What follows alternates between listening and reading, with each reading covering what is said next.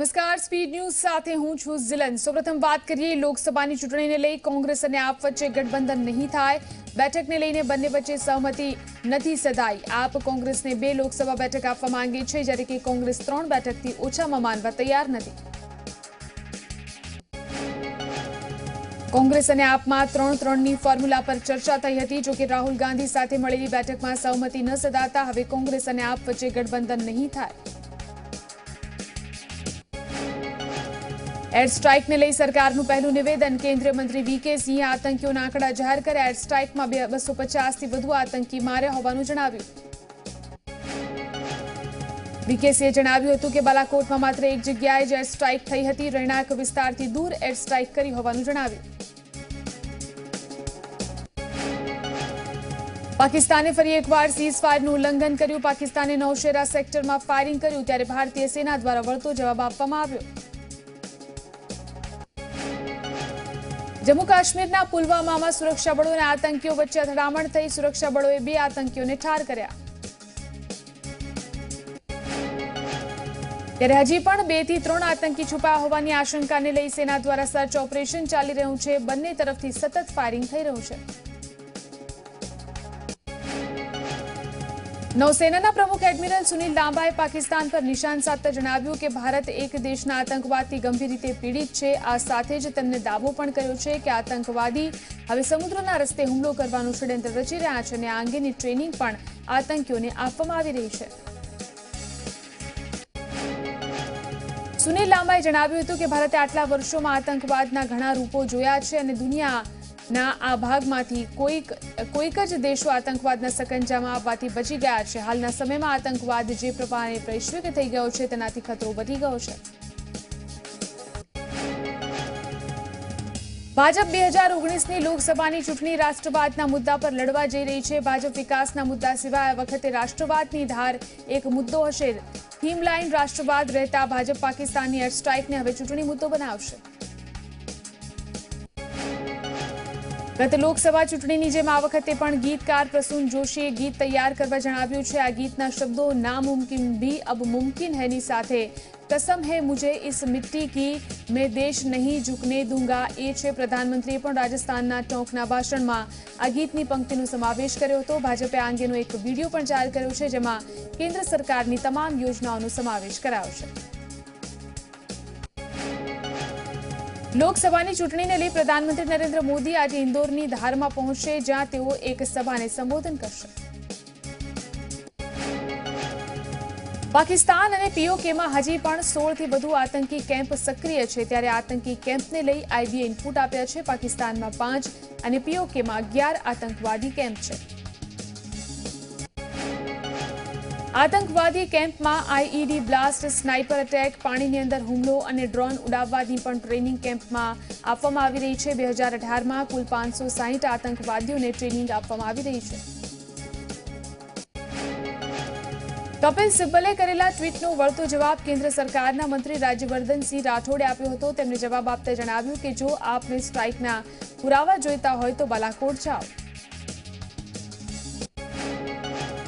સરકાર ઉચ્ચ શિક્ષણ સંસ્થાનોમાં 13 પોઈન્ટ રોસ્ટરવાળા અનામતની નવી વ્યવસ્થાના વિરોધમાં આજે ઘણા સંગઠનોએ ભારત બંધની જાહેરાત કરી હતી અને 6ઠી માર્ચે કેબિનેટની અંતિમ બેઠક છે, કારણ કે તે પછી લોકસભા ચૂંટણીની જાહેરાત થવાની છે। ભારત બંધને લઈ પ્રયાગરાજમાં સપા કાર્યકર્તાઓએ ગોમતી એક્સપ્રેસને રોકી અને વિરોધ દર્શાવ્યો હતો। પ્રધાનમંત્રી નરેન્દ્ર મોદી કેશુભાઈને સ્ટેજ ઉપર પગે લાગ્યા તેમજ તેમને ગળે પણ મળ્યા હતા। પ્રધાનમંત્રી નરેન્દ્ર મોદીએ સવારે વહેલા ઉઠી યોગ કર્યા હતા। ત્યારબાદ નાસ્તામાં ફાફડા, જલેબી, ગાંઠિયા અને મેથીના થેપલાની મજા માણી હતી।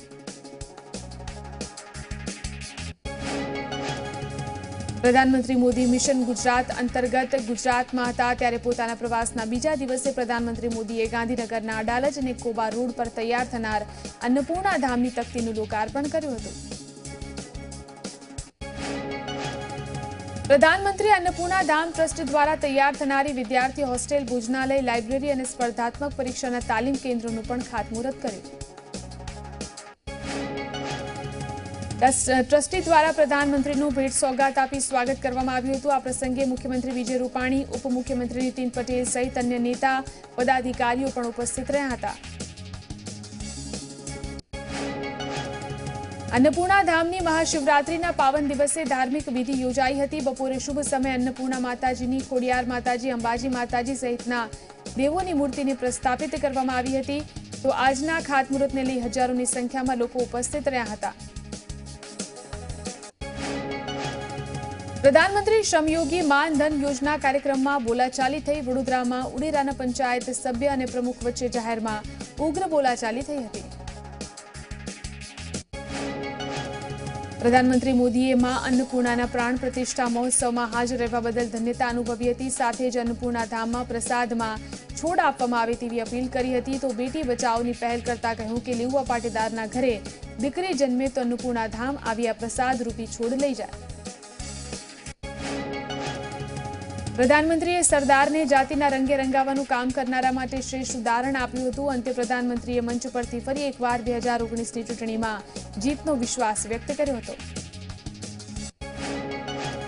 અમદાવાદના વસ્ત્રાલમાં પ્રધાનમંત્રી મોદીના હસ્તે શ્રમયોગી માનધન યોજનાનો પ્રારંભ કરાવવામાં આવ્યો। યોજનાનો લાભ અસંગઠિત ક્ષેત્રમાં કામ કરતા શ્રમયોગીને 60 વર્ષની વય બાદ મળશે।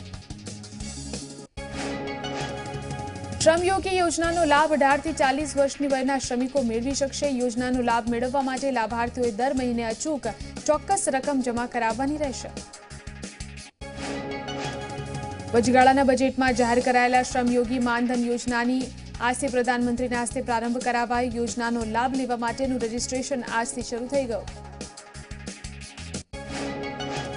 श्रमयोगी मानधन योजनाનો લાભ 15,000 થી ઓછી આવક ધરાવતા શ્રમયોગી મેળવી શકશે। યોજના હેઠળ 18 વર્ષના શ્રમયોગીએ 60 વર્ષ સુધી દર મહિને ₹55 જમા કરાવવા પડશે। વસ્ત્રાલમાં શ્રમયોગી યોજનાનો પ્રારંભ કરાવતા સમયે પ્રધાનમંત્રીએ વિપક્ષ ઉપર પ્રહાર કર્યા। વિપક્ષ માટે ગરીબી માત્ર ફોટો ખેંચાવવાનો ખેલ છે, અમારા માટે ગરીબી એક મોટી ચેલેન્જ છે તેમ જણાવ્યું। श्रमयोगी मानधन योजना माटे लाभार्थीओने योजनाना कार्ड आपवामां आव्या। हाल 14.5 लाख श्रमिको आ योजना साथे जोडाई चूक्या छे। 15 दिवस पहेला पण खेडूतो माटे योजना शरू करावी हती। अमदावादना वस्त्रालमां योजायेलो आजनो कार्यक्रम गौरववंतो छे। टेक्नोलॉजीनी मददथी 3 लाखथी वधु सर्विस सेंटर पर 2 करोड़थी वधु लोको कार्यक्रममां भागीदार बन्या। अन्य राज्यना मुख्यमंत्रीओ अने अधिकारीओ पण आ कार्यक्रममां जोडाया। श्रमयोगी मानधन योजनाना लोकार्पण बाद प्रधानमंत्रीना हस्ते पेन्शन कार्ड रेप्लिकानुं श्रमयोगीमां वितरण करवामां આવ્યું હતું। अलग अलग राज्योना श्रमयोगीने कार्ड आपवामां આવ્યા। प्रधानमंत्री मोदीए विपक्ष पर प्रहार करता કહ્યું કે આતંકીઓ ઉપર સ્ટ્રાઇક કરું છું અને વિપક્ષ મારા ઉપર સ્ટ્રાઇક કરે છે। દેશનો ચોકીદાર સજાગ છે। वस्त्रालमां श्रमयोगी योजनाना लोकार्पण समारोहमां मुख्यमंत्री रूपाणीए विपक्ष पर निशान साध्युं। छाती वगરના લોકો 56ની છાતીવાળા લોકોને ચેલેન્જ કરતા હતા। વર્ષોથી દેશમાં ગરીબીના નામે રાજકારણ ચાલતું હતું તેમ કહ્યું। પ્રધાનમંત્રી નરેન્દ્ર મોદીને નાના ભૂલકાઓ બહુ ગમે છે તે જગજાહેર છે। હાલમાં પ્રધાનમંત્રી ગુજરાતના પ્રવાસે હતા ત્યારે તેમનો આ બાળ પ્રેમ જોવા મળ્યો, જેમાં જોઈ શકાય છે કે તેઓ શાળાના નાના ભૂલકાઓ સાથે હળવા મૂડમાં જોવા મળ્યા હતા। ઊંઝાના બે દિગ્ગજ નેતા નારાયણ પટેલ અને આશા પટેલ એક મંચ પર જોવા મળ્યા, પરંતુ બંને વચ્ચેનો ખટરાગ ઉડીને આંખે વળગ્યો હતો। એક જ મંચ પર હોવા છતાં બંને અંતર રાખીને દૂર દૂર બેઠા હતા। મહેસાણાના ઊંઝાના પૂર્વ ધારાસભ્ય નારાયણ પટેલને હાઈકોર્ટે ઝટકો આપ્યો છે અને આ સાથે જ એપીએમસીના ચેરમેન બનવા ઉપર પ્રશ્નાર્થ લાગી ગયો છે। હાઈકોર્ટે 7 મંડળીઓની રીટ સાથે અત્યાર સુધીની તમામ રીટ હાઈકોર્ટે ફગાવી દીધી છે। हाईकोर्टे सहकार विभागनी कामगीरी यथावत राखवा आदेश कर्यो छे। सहकार विभागे नारायण पटेल जूथनी 21 मंडળી रद्द करी हती, तेथी नारायण पटेल पोताना पुत्र गौरांग पटेलने लईने हाईकोर्टमां पहोंच्या हता, ज्यांथी पण बंनेने फटको पड्यो छे। ઊંઝાના નારાયણભાઈ પટેલના અસંતોષને લઈ પુરુષોત્તમ રૂપાલાએ જણાવ્યું હતું કે અસંતોષને લઈ પક્ષીય તપાસ થશે। નારાયણ કાકા મારા મુરબ્બી છે, તપાસ બાદ તેમને મઠારી લેવાશે।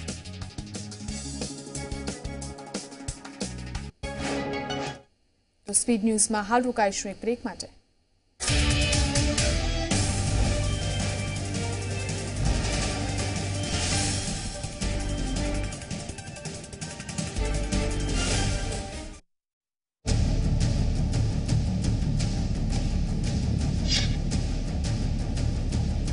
24 સુરત લોકસભા બેઠક જ્યાંથી દર્શનાચરણ સાંસદ છે। ટેક્સટાઇલનો પ્રશ્ન ઉકેલવામાં એમણે અદ્ભુત કામ કર્યું છે। કોઈ પણ કામ માટે એમણે આજ સુધી ના નથી પાડી। આજે ઇન્ડસ્ટ્રી એક ડચકા ખાતી હતી તેમાં અમને પ્રાણવાયુ મળી ગયો છે। તો અમુકને તો ખબર નહીં હોત આપણા સાંસદનું નામ શું છે એ નહીં ખબર હોય। સાંસદ સભ્ય કે ધારાસભ્ય કોઈ અહીંયા આવ્યો નથી, કોઈ કામ કર્યું નથી। 10 માંથી કેટલા પોઈન્ટ? 10 માર્ક્સ આપે। 4 માર્ક્સ આપી છે। 4 માર્ક 10 માંથી 0 માર્ક। 0% માર્ક આપું, 0 કઈ ન તો 0 પણ ન આપું।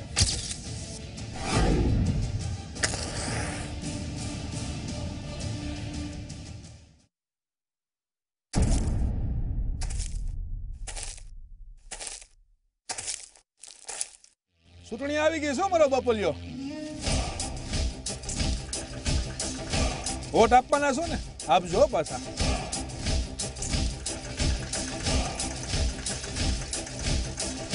અને કોને આપવાના છો, શું કામ આપવાના છો, આ બધું વિચારજો।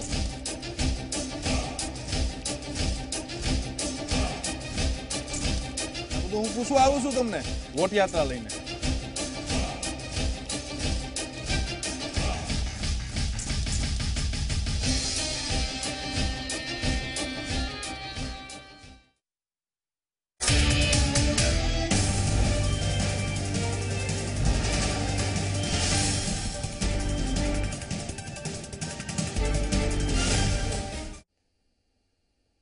બ્રેક બાદ સ્પીડ ન્યૂઝમાં આગળ વાત કરીએ તો અમરેલીમાં નગરપાલિકાની બજેટ બેઠક થઈ હતી, જેમાં ₹64 કરોડનું બજેટ મંજૂર કરવામાં આવ્યું। બજેટની તરફેણમાં 26 મતો પડ્યા, જ્યારે કે વિરોધમાં 16 મત પડ્યા હતા। વડોદરાની પાદરા નગરપાલિકાનું વર્ષ 2018-19નું બજેટ મંજૂર થયું છે। ભાજપ શાસિત નગરપાલિકામાં વિકાસના વિવિધ કામો માટે 31 કરોડ 15 લાખ રૂપિયાનું બજેટ મંજૂર થયું છે। તો સામાન્ય સભામાં 28માંથી 14 સભ્યો ગેરહાજર રહ્યા હતા, જે બાદ ભાજપના મહામંત્રી રમેશ વાઘેલાએ આ મામલે ગંભીર નોંધ લીધી હતી અને પ્રદેશ કક્ષાએ રજૂઆત કરવા જણાવ્યું હતું। ભાજપની વેબસાઇટ www.bjp.org હેક થઈ ગઈ છે। આ વેબસાઇટ પર અભદ્ર ભાષા અને નરેન્દ્ર મોદીનો એક અભદ્ર વિડીયો અપલોડ કરાયા બાદ વેબસાઇટને થોડા સમય માટે બંધ કરી દેવાઈ છે। હાલ ભાજપની વેબસાઇટ નથી ખુલી રહી। મોટી વાત એ છે કે કોંગ્રેસની સોશિયલ ટીમે જ ભાજપને તેની વેબસાઇટ હેક થયાની જાણકારી આપી। 6મી માર્ચ પછી ગમે ત્યારે જાહેર થઈ શકે છે લોકસભા ચૂંટણીની તારીખ। સંભાવના એવી છે કે 7મી માર્ચે જ લોકસભા ચૂંટણીની તારીખો જાહેર થઈ શકે છે। પ્રધાનમંત્રી નરેન્દ્ર મોદી અને મુખ્યમંત્રી વિજય રૂપાણીના 6મી માર્ચ પછીના તમામ સરકારી કાર્યક્રમો સ્થગિત કરાયા છે, જેના પરથી સંભાવના એવી છે કે 6મી માર્ચ બાદ લોકસભા ચૂંટણી જાહેર થશે। લોકસભા ચૂંટણી માટે ગુજરાતમાં મેના પ્રથમ સપ્તાહમાં મતદાન યોજાઈ શકે છે। સૌરાષ્ટ્ર ઓઇલ મિલ એસોસિએશનના પ્રમુખ સમીર શાહે પ્રધાનમંત્રીને મગફળીના નિકાસને લઈ પત્ર લખ્યો છે, જેમાં તેમણે જણાવ્યું છે કે મગફળીનું સૌથી વધુ ઉત્પાદન સૌરાષ્ટ્રમાં થાય છે। પત્રમાં જણાવ્યું છે મગફળીની નિકાસ પર ખેડૂતોને ઇન્સેન્ટિવ મળતું નથી, ત્યારે સમીર શાહે પ્રધાનમંત્રીને પત્ર લખ્યો છે અને ઇન્સેન્ટિવ આપવાની રજૂઆત કરી છે। સુરત મહાનગરપાલિકાએ પ્રોપર્ટી ટેક્સને લઈ નવું અભિયાન શરૂ કર્યું। પાલિકાએ પ્રોપર્ટી ટેક્સ ન ભરનારની પ્રોપર્ટી સીલ કરી તેમજ તેમની દુકાનની બહાર પોસ્ટર લગાવવામાં આવ્યા। સુરતના પાંડેસરામાં ઢોર પકડનારા લોકો અને સ્થાનિકો વચ્ચે મારામારીની ઘટના બની। પાંડેસરા પોલીસ કોલોનીમાં રખડતા ઢોર પકડવા જતા ગાય એક સ્થાનિકના ઘરમાં ઘૂસી ગઈ। મહાનગરપાલિકાના કર્મચારીઓને ઘરમાં ઘૂસવાની ના પાડવા છતાંય તે ઘરમાં ઘૂસ્યા હતા અને હોબાળો મચ્યો હતો। મારામારીની આ ઘટનામાં 2 મહિલાઓ ઇજાગ્રસ્ત થઈ। વડોદરાના સોમતલાવ ડભોઈ રોડ પર ગટરો ચોકઅપ થઈ ગયો હોવાને કારણે સ્થાનિકોએ હોબાળો કર્યો। સ્થાનિકોના જણાવ્યા અનુસાર છેલ્લા 5 વર્ષથી શાંતિનગર સોસાયટીની ગટરો ઉભરાય છે। નગરપાલિકામાં આ મામલે વારંવાર રજૂઆતો કરાઈ હતી, તેમ છતાંય ગટરોની સમસ્યાનું નિરાકરણ લાવવા કોઈ પણ પગલાં લેવાયા નથી, જેના બાદ હાલ સ્થાનિકોએ હોબાળો કર્યો અને આ સમસ્યાનું સમાધાન નહીં લાવવામાં આવે તો આગામી ચૂંટણીનો બહિષ્કાર કરવાની ચીમકી પણ આપી છે।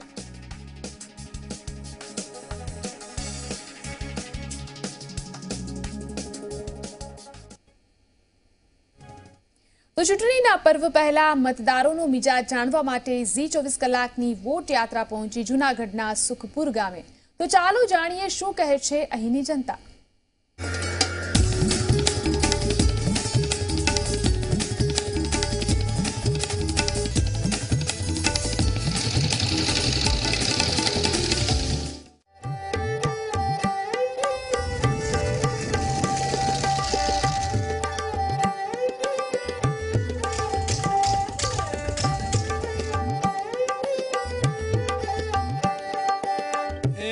અમારો બાપલિયો વોટ યાત્રા પૂગી ગઈ છે સોરઠમાં. સોરઠ એટલે જુનાગઢ લોકસભા મત વિસ્તારની અંદર, અને આ મત વિસ્તારની અંદરનું એક ગામડું, નામ છે એનું સુખપુર.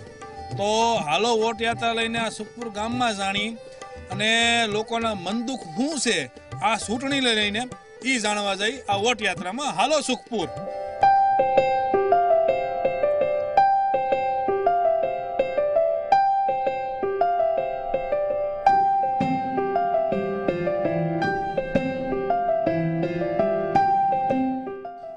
સોરઠ દેશ સોહામણો, ચંગા નર ને નાર, જાણે સ્વર્ગથી ઉતર્યા દેવ દેવી અણહાર. આવો મલક એટલે જુનાગઢ, અને જુનાગઢની લોકસભા મત વિસ્તારની અંદર G24 કલાકની વોટ યાત્રા આવી ગઈ છે. આ વોટ યાત્રા અત્યારે આવી છે જુનાગઢની બાજુમાં આવેલું સુખપુર ગામની અંદર. આ નામ સાંભળતા એમ થાય કે આ ગામ જે છે ખૂબ જ સુખી છે, અને આ સુખી હોવાના કારણે આ ગામનું નામ સુખપુર રાખવામાં આવ્યું છે. તો સુખપુર યાત્રાની અંદર આપણે જોઈ લોકોનું શું વિચાર છે, શું કેવું છે વર્ષ 2019 લોકસભાની ચૂંટણીને લઈને. એ આ વખતની આ ચૂંટણી જે છે અહીંયા લોકસભાની, શું વાતાવરણ બનેલું છે? કાંઈ અસંતોષ છે બધાને. લે કાં અસંતોષ છે નો? સુવિધાઓ નથી મળતી. એટલે કેવી સુવિધા તમે? એટલું બધું સારું તો ગામ છે, શું સુવિધા ઘટે? આ વર્ષથી પુલ તૂટેલો હોય, પુલ ગામમાં આવવાનો એક જ રસ્તો આજ સુધી બનેલો નથી.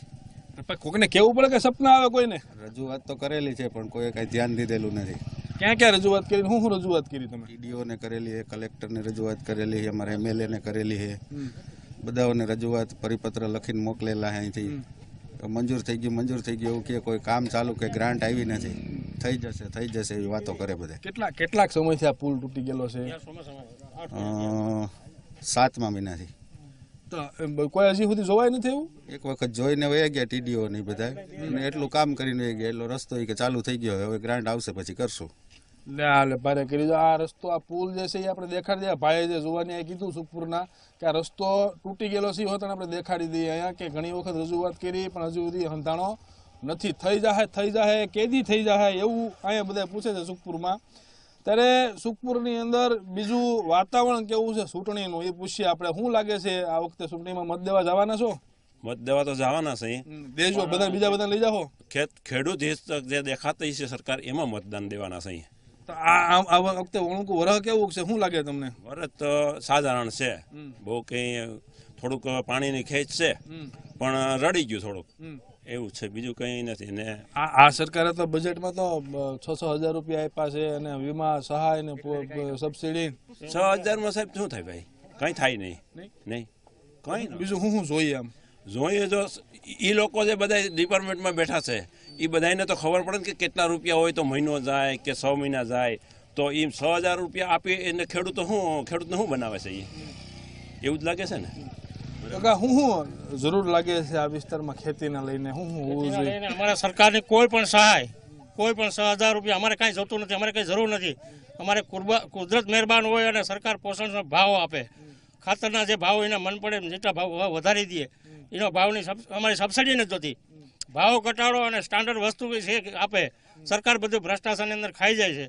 કોઈ અમને પોષણનો ભાવ આવતા નથી. અમને 10,000 રૂપિયા વીઘે મગફળીનો ખર્ચો થાય છે અને અમને ઉત્પાદન થાય છે 13,000 રૂપિયા અમને ભાવ મળે. આ વર્ષે વળી 16,000 રૂપિયા મળ્યા, તો અમને એમાં મળે શું? બીજું કઈ? હા બોલો. જંગલ ખાતાનો જો સિંહનો લગભગ સવાલ છે. અમારે 3-4 વર્ષ પહેલા ભૂંડ આવ્યા, 3 વર્ષથી અમારે રોજ આવ્યા, 5 વર્ષથી અમારે દીપડા છે, અને 16/1/2019 થી અમારે 6 થી 7 સિંહ અહીંયા ગામમાં રખડે છે. અમારા ગામની ખેતીવાડીમાં કોઈ પણ પાણતિયા, કોઈ પણ પાણી વારવા વાળા કોઈ પાણી વારતા નથી. અમારે અત્યારે જીરું, ઘઉંનો પાક, ચણાનો પાક બધું અત્યારે પાણી વારવા ન જાય, મજૂર એક મજૂર વારતા નથી, એટલે પાક નિષ્ફળ જવાનો છે. સિંહની બીક છે. ફોરેસ્ટની હદમાં, જંગલ ખાતાની હદમાં અમારો પગ મુકાઈ જાય તો અમારા પાસેથી 2,000 રૂપિયા દંડ લે છે. સિંહના દર્શન કરીએ તો અમારી પાસે 2000 રૂપિયાનો દંડ કરે છે. એનું જ આ પ્રાણી જંગલ ખાતાનું પ્રાણી આજ 15 દિવસથી અમારા સુખપુર ગામની અંદરમાં 8 સિંહ રખડે છે, છતાં કોઈ ફોરેસ્ટ વાળા કેમ પકડતા નથી?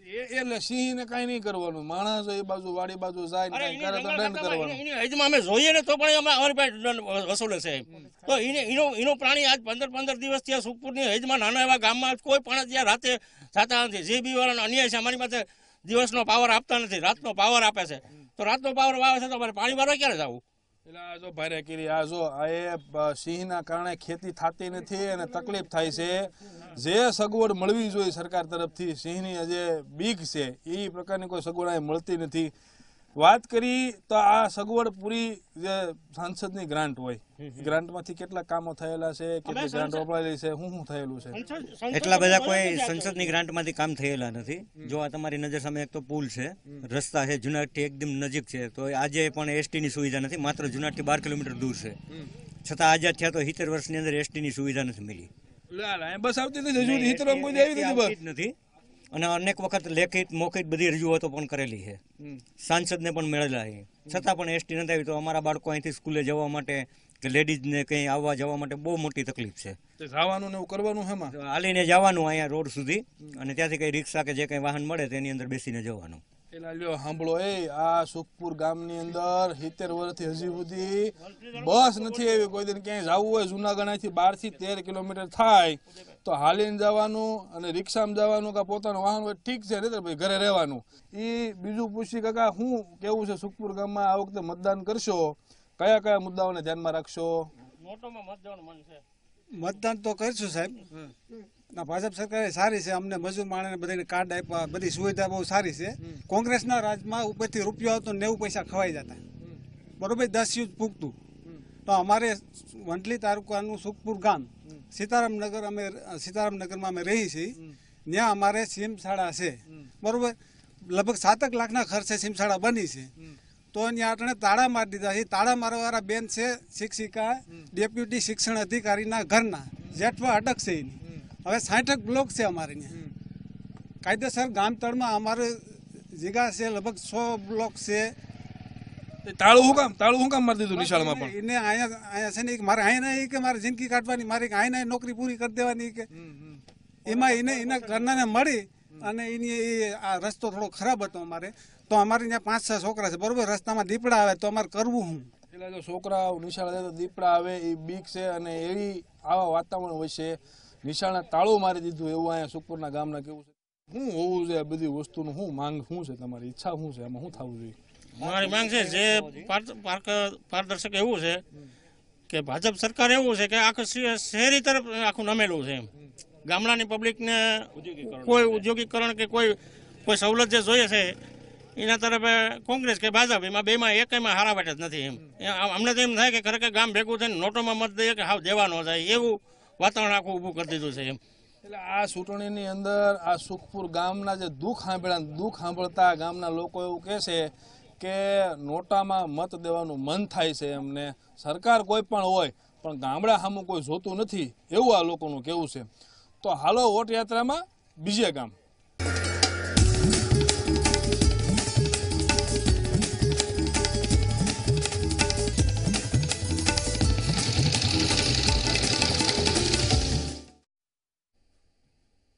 તો આપ જોઈ રહ્યા હતા અમારી ખાસ રજૂઆત વોટ યાત્રા.